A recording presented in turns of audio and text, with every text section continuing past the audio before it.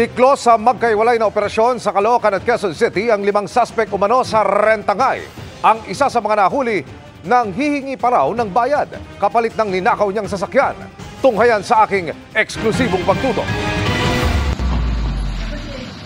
Hinarangan ng mga pulis ang itim na passenger van na ito sa Caloocan at saka mabilis na pinababa ang mga sakay nito. Ayon sa Task Force Limbas ng PNP Highway Patrol Group, tinangay umano ng mga suspect ang van na kanila lang nirentahan. Rent po niya ng 3 days. Ngayon, yung mga requirements po, sinad niya po sa page.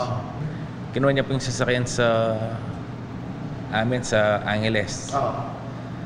Then after 3 days po, di na nagparamdam. Stress po eh. Yung araw-araw iniisip mo, nasan yung sasakyan. Pinost at ibinebenta na umano ng mga suspect online ng sasakyan gamit ang peking conduction sticker sa halagang 600,000 pesos lang. Ang offer is mababa doon sa market value na walang kasamang papel. Wala siyang inaalok na certificate of registration. Basta po yung unit lang po ang kanyang ibinebenta. Agad inaresto ang 3 sakay ng van, nakuha sa isa sa kanila ang isang caliber 40 na pistol. Hawak na rin ng limbas ang larawang ito kung saan makikita ang isang lalaki na nakipagtransaksyon at kumuha sa inupahang passenger van. Patuloy namin sinusubok na makunan ng panig ang mga suspect na na-inquest na. Samantala sa Novaliches, Quezon City naman, dinakip ng Task Force Limbas sa harapan ng isang kainan ng lalaking ito na sakay ng isang motorsiklo. Huwag lang pumalag pa rin. Hindi ko alam kung ano yung inaano nyo. Masasaktan ka talaga. Anong alam ko rito? Sige na, huwag na pumalag.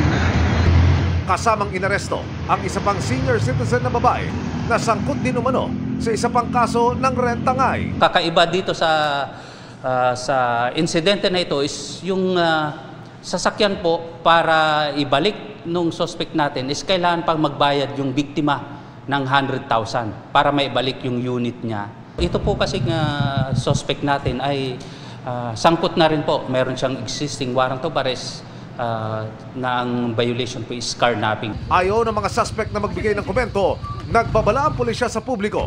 Lalong dumarami ngayong bare months ang mga nagsusulputang nagbebenta ng mga nakaw na sasakyan online. Para sa GMA Integrated News, Emil Sumangil, nakatutok 24 oras.